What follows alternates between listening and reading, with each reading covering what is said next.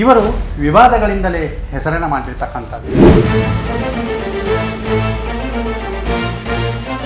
ಜಗದೀಶ್ ಅವರು hit and run. ಅಲ್ಲ, hit and run Kumaraswamy, ಅದು ನಾನಲ್ಲ. ರಾಧಿಕಾನ ಮದುವೆ ಮಾಡ್ಕೊಂಡು ಕೈ ಬಿಟ್ಟು ಈಗ ಮಗುನ್ ಕೊಟ್ಟು ಬಂದೀಗ. ನಿಮಗೆ ಈ ಮುಖ್ಯಮಂತ್ರಿ ಆಗಬೇಕು ಅನ್ನೋ ಕನಸು ಯಾಕೆ ಬಂತು ಅಂತ? ಒಬ್ಬ ಚಾಯ್ವಾಲ ಪ್ರೈಮ್ ಮಿನಿಸ್ಟರ್ ಆದ್ರೆ ನನಗೆ ಹಾಕಿರ್ಬಾರ್ದು.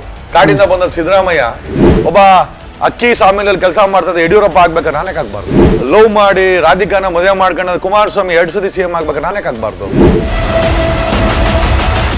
ಜಗದೀಶ್ ಅವರ ಹೋರಾಟ ಯಾರ ವಿರುದ್ಧ?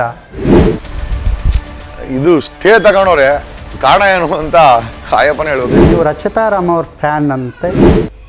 ಒಳ್ಳೆಯವಳು ಅಂತ ಅನ್ಕೊಂಡಿದ್ದೆ, ಬಟ್ ಇತಿಹಾಸ ನೋಡಿದೆ ಬೇರೆ ಥರನೇ ಇದೆ. ಪೊಲಿಟಿಕಲ್ ಕನೆಕ್ಟಿವಿಟಿ ಇದೆ, ರಾಜಕಾರಣಿಗಳ ಜೊತೆ ಜಾಸ್ತಿ ಒಡನಾಟ ಅವ್ರದ್ದು. ಕೃಪಾ ಕಟಾಕ್ಷದಲ್ಲಿ ಬೆಳೀತಾ ಇದ್ದಾರೆ ಅಂತ ಆರೋಪಗಳಿದೆ. ಗೊತ್ತಿಲ್ಲ ಎಷ್ಟು ಮಟ್ಟಿಗೆ ನಿಜನೋ ಸುಳ್ಳು ಅಂತ. ಕೃಷ್ಣ ಬೈರೇಗೌಡರ ಕೆಲಸ ಸ್ಯಾಟಿಸ್ಫೈಡ್ ತಂದಿದೆಯಾ ಕ್ಷೇತ್ರದಲ್ಲಿ? ಅವ್ರ ಕೆಳಗಡೆ ಇರೋರೆಲ್ಲ ಸ್ಕ್ಯಾಮ್ಸ್ಟರ್ಸೇ. ಎಲ್ಲ ಭೂಮಾಫಿಯಾ ಅವ್ರ ಕೆಳಗಡೆ ಇದೆ.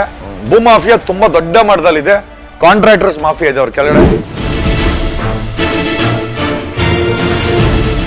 ಚೈತ್ರ ಕುಂದಾಪುರ್ ಆಟದ ಬಗ್ಗೆ ಏನು ಹೇಳ್ತೀರಿ?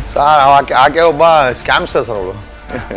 BJP ಮುಖವಾಡ ಹಾಕೊಂಡು ಮೈಕನ್ನ ಮಾರ್ಕೊಂಡು ಹಿಂದುತ್ವ ಅಂತ ಹೆಸರು ಹೇಳ್ಕೊಂಡು ನಾಮ ಇಟ್ಕೊಂಡು ಬೇರೆಯವ್ರಿಗೆಲ್ಲ ಟೋಪಿ ಹಾಕುವಂತ ಟೋಪಿ ಚೈತ್ರ ಕುಂದಾಪುರ ಅಂತ ಹೇಳ್ತೀವಿ.